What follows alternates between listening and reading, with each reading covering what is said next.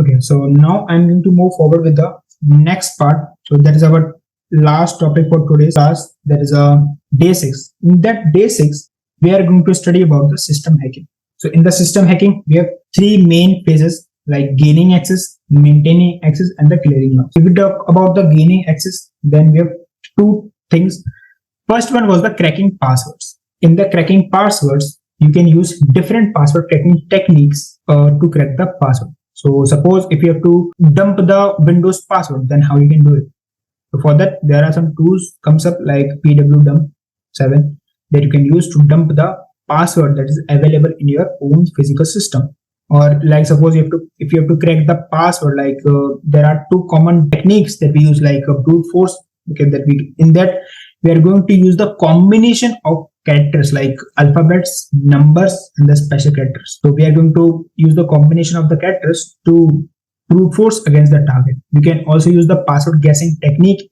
In that, we are going to guess the target, or we are going to create a word list that is basically we are going to create on the basis of the key interest of the target and the information we have retrieved from the first phase and the second phase. That is basically information gathering and the scanning part. Okay, so basically overall whatever we have acquired from the reconnaissance part, then that knowledge we are going to put up in that tool that is going to generate our word list. Okay, basis on that we are going to perform the password hacking techniques. So in that there are multiple techniques comes up like brute force, dictionary, and using the default passwords as well, because some application uses the default passwords like admin 123, admin @123. So that kind of techniques we learn in the password cracking techniques. And apart from these password cracking techniques, mostly attackers get the real password of the user by social engineering as well. Like suppose you are typing your password and someone from your back have seen that password, like what are the things you are typing. So that thing comes under the shoulder surfing, and that is a part of social engineering. Or suppose you have written your password in a maybe notepad, okay, and you have just left out at your desk and someone has checked that.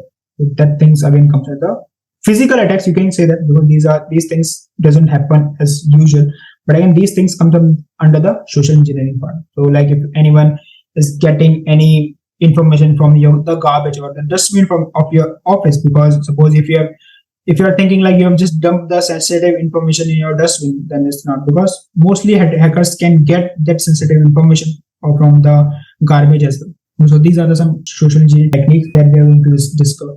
Okay, but now let's stick to the main topic, that is a cracking passwords. So we can crack the passwords by using offline or online tools. If we talk about the online, then we can use websites like CrackStation, okay, to crack our main password. And if we talk about the offline one, then we have some sort of tools like let's discuss in the parallel next. So yeah, so here to perform the password attacks, we have Medusa, we have John, we have Hydra as well for online attacks. So if we need to perform the brute force attack for the web application, like over the login page, then you can use Hydra. And for offline attacks, there are tools called these. Okay, so OPH crack is for the Windows. Like if you need to dump the credentials of the Windows, then you can use this. So let's use a Windows 10 machine and dump the password of a Windows 10. So we are going to dump the hash of the Windows 10. So now let's wait and just. So here we have opened our virtual machine. So that's a Windows 10 that we have opened. Now we are going to dump the password hash of this Windows 10. To dump that, we are going to use one tool, that is pwdump 7. Download this from this first web application website. So just download pwdump, and the Windows executable is going to be downloaded on your system. Just wait for a minute, and yeah. So I have already downloaded this. So now let's see where is it. Download and programs. Not in the programs, it's in the compressed. So here you will get the zip file and you have to unzip it and you will get this folder. Before running this file, you have to disable your Windows Defender. So here I'm going to disable this and just make sure that all these checks are turned off. So you will not get any alert, because again, Windows is going to detect it as a virus. So just make sure that you have disabled all your Windows Defender checks. And after that, you have to run the again, it's deleted because I haven't disabled the Windows Defender checks. Now I have to download it again. Now let's download it, or we can extract it again. Let's delete this folder and extract it again. Yeah. So here we have folder. Now we have to open the command prompt as an administrator, just right click on it, run as administrator, and yeah, we have got the administrator command prompt. Now we are going to move to this directory. So now just change the location in this location and just check. Yeah, here we have pwdump7.exe executable present. Now we are going to use this executable to dump the hashes of this operating system. Now just hit enter, and here you can see that all the hashes available in this operating system are dumped. The only condition the tool needs, that is the administrator rights. Okay, so basically if you have compromised the system, then and if you have the administrator rights, then you can use this tool to dump the hashes of the Windows operating system. And again, after that, you can also dehash this. Okay, so there are tools comes up like hashcat to decode these things. So for now, like we have just dumped the hashes of this Windows operating system. So again, that comes under the offline password cracking. So basically we have just dumped it in the offline way. If you have to crack the password, like then there is a website called Crackstation. There is other alternatives of Crackstation are also available that you can use. For this, now we are going to use the free password hash cracker. Okay. So if you have some MD5 or the hashes are available, then you can use, then you can dehash them. Let's use an example of Day-6 encoding or MD5 hash, MD5 encoding. So now, firstly, we are going to generate an MD5 hash. Like my name is Trojan. Let's generate the MD5 hash. So the MD5 value of this keyword is this. Now let's copy it and let's try to use here. Let's crack the hash. So why this was not cracked? Because this thing is not available in their words. Now let's use a common thing like test generated copy not a robot. Yeah, so they are able to crack the hash because this keyword was available in the word list of this Crackstation application. That is the only reason. Because earlier I have used the my name is Prashant, so why they are going to use this keyword in their word list? Because these are not the common thing. Okay, then the application uses to crack the hash. Okay, so to crack the hash offline, there is a software comes up. Software like hashcat you can use to crack the hash. Let's see VirtualBox. Open the Linux over here.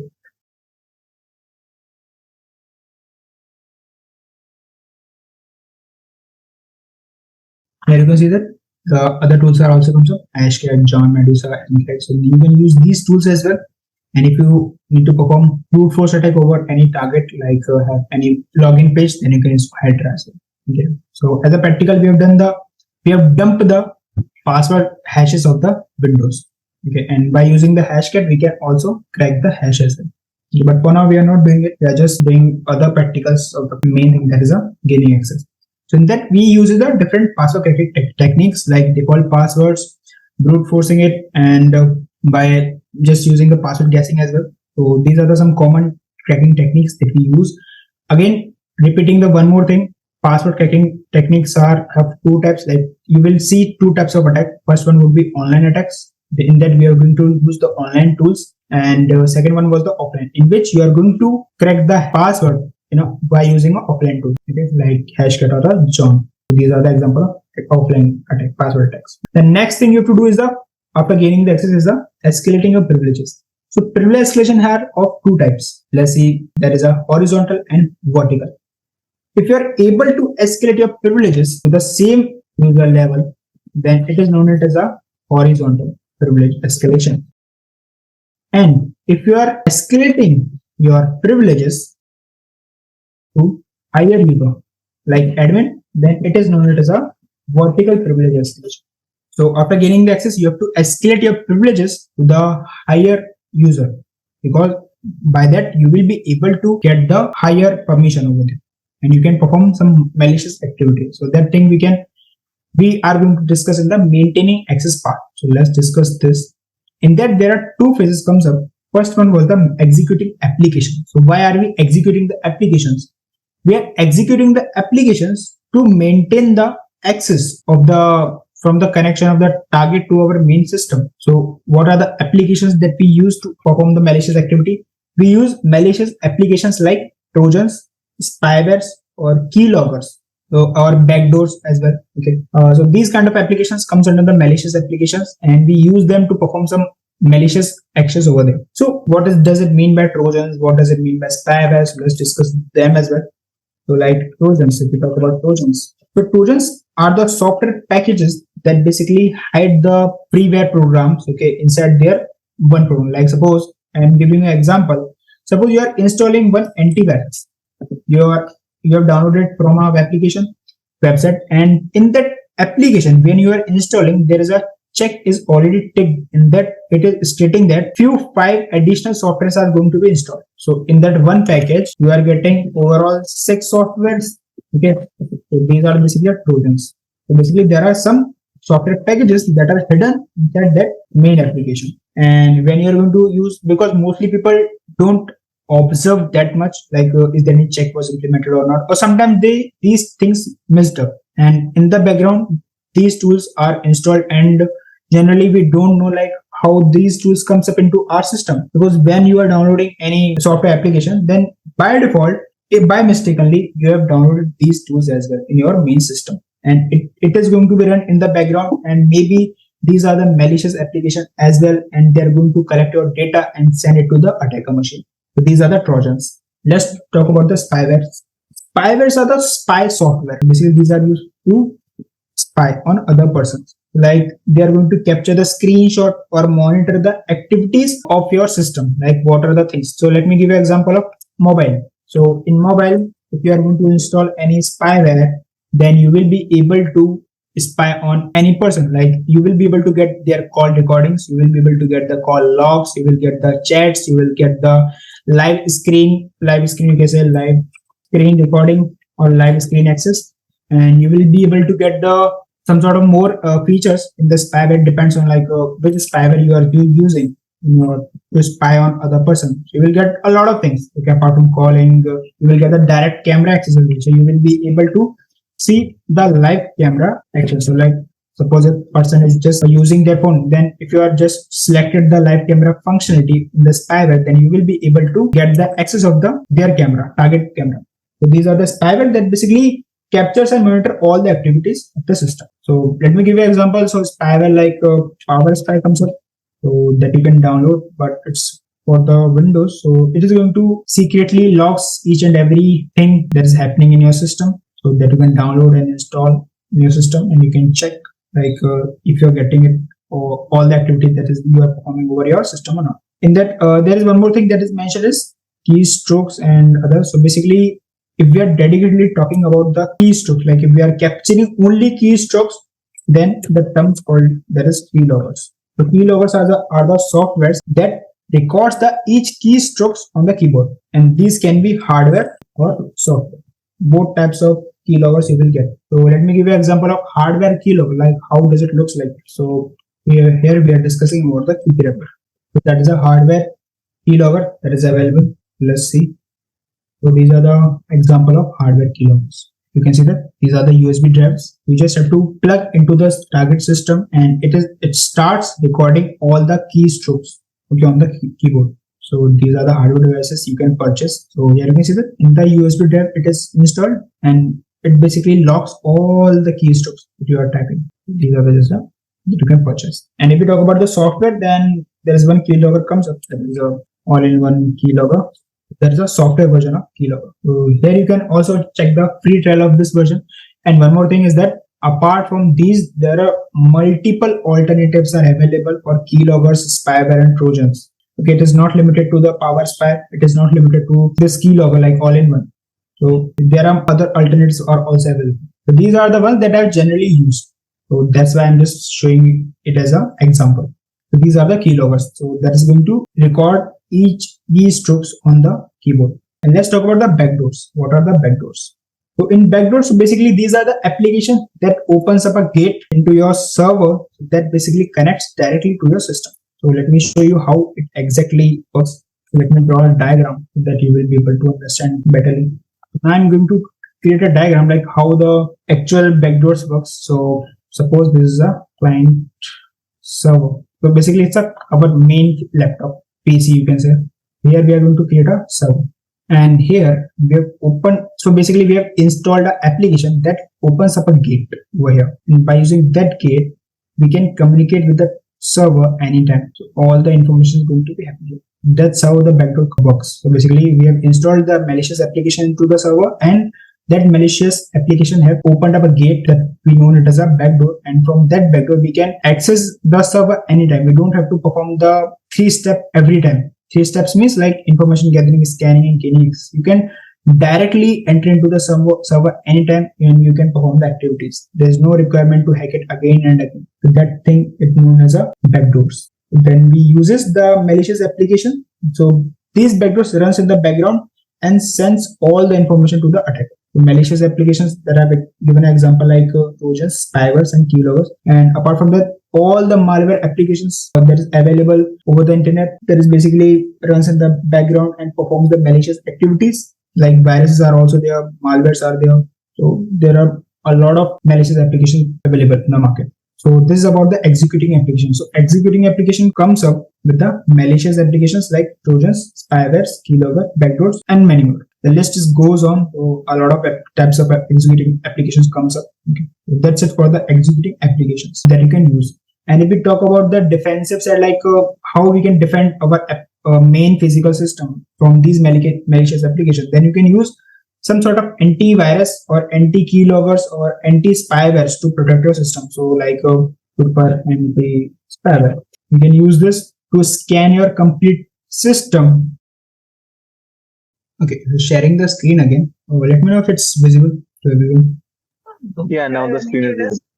We are discussing about how we can defend our main application, okay, from these malicious applications. Like, so we can scan our system by using some anti-spyware or anti-keylogging softwares, or you can also use antiviruses as well, okay, to scan your complete whole system. So in that response, you will get a lot of malicious applications that is running in your background. Sometimes maybe you will get 17,000 applications running in your background that is completely malicious.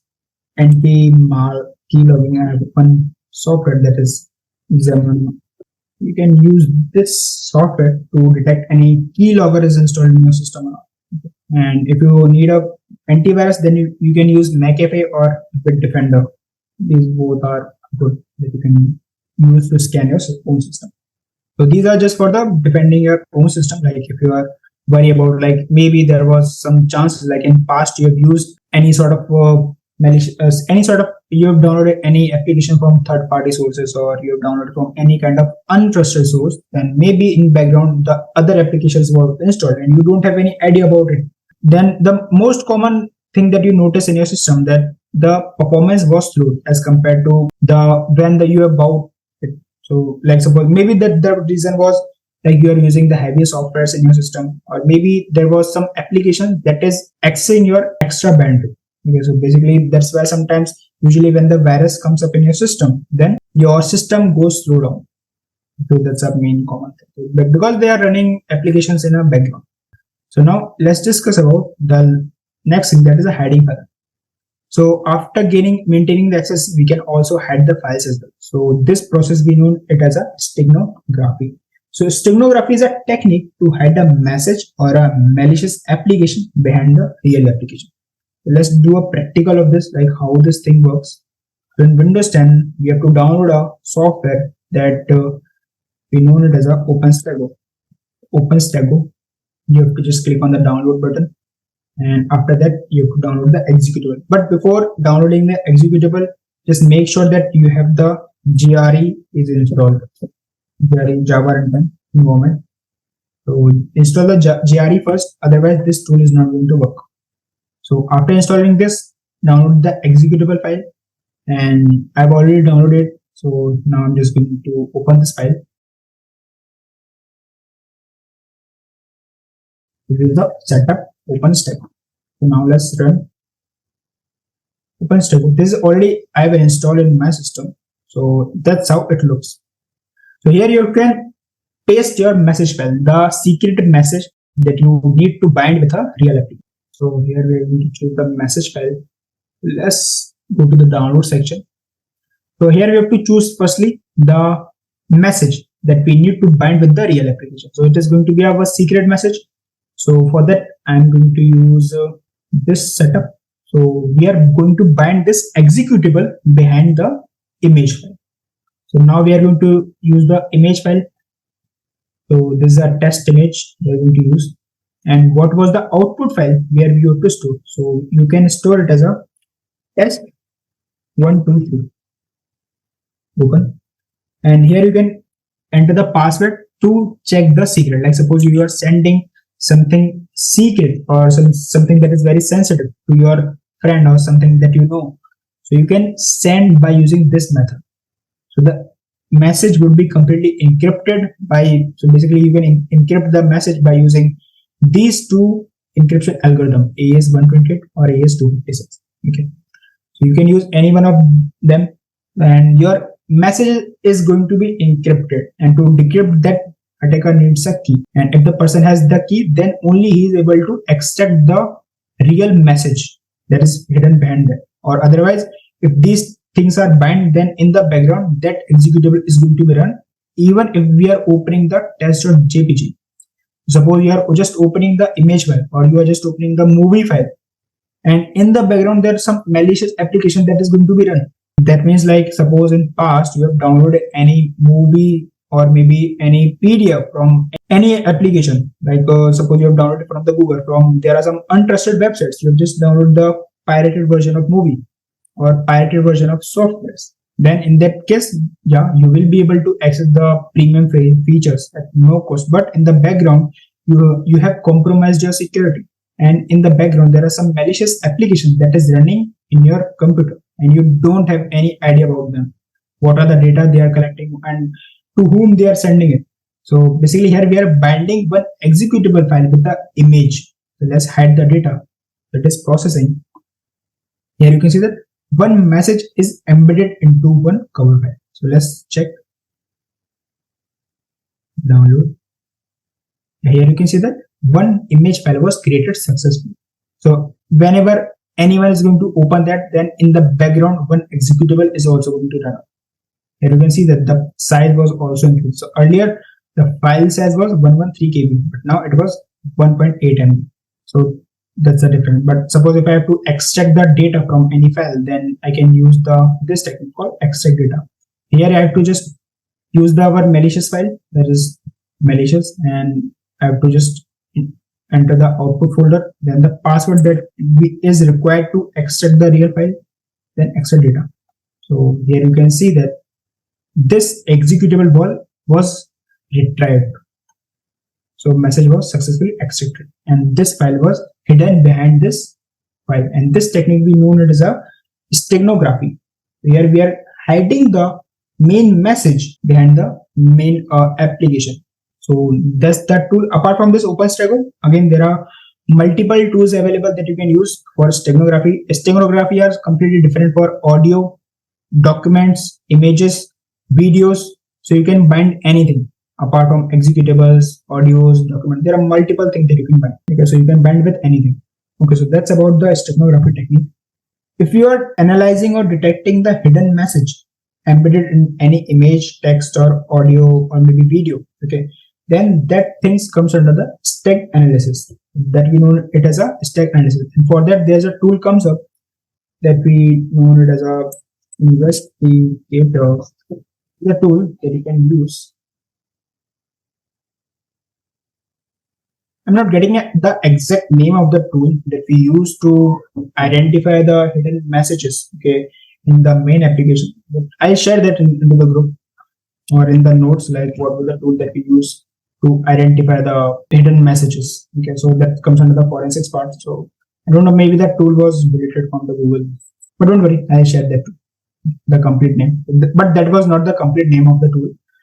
There is something that I'm missing over here, but I'll share over the group definitely. So this is about the steganography, and now let's talk about the last thing, that is the clearing logs phase. In that, we are going to cover all the tracks and going to clear all the activities and the tasks we have performed till now. From first phase, from information gathering to maintaining access, we are going to clear everything. So it will be difficult for the forensics experts to draw the complete mind map of the attack, like how the attack was happened.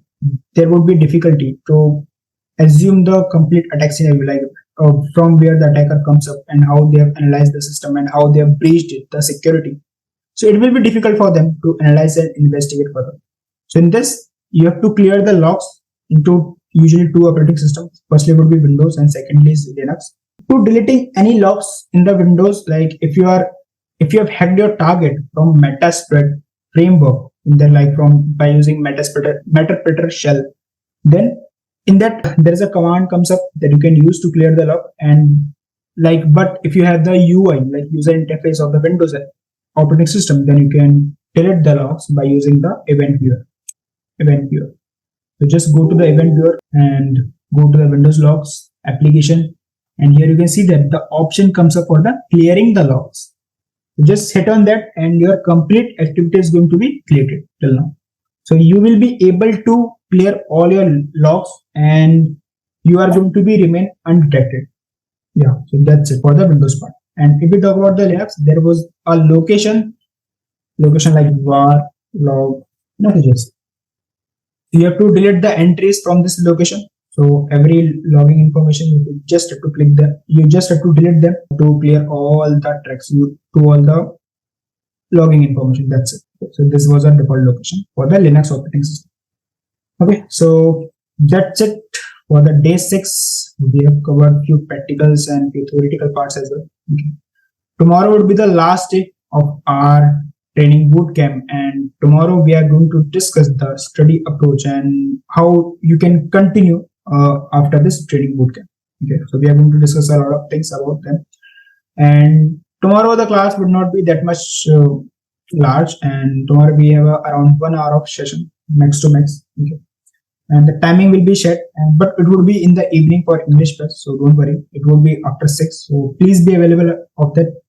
Please let me know if anyone have any doubts or any queries till now, because we have covered a lot of things and it's quite a time. So I think we have almost covered more than 3 hours.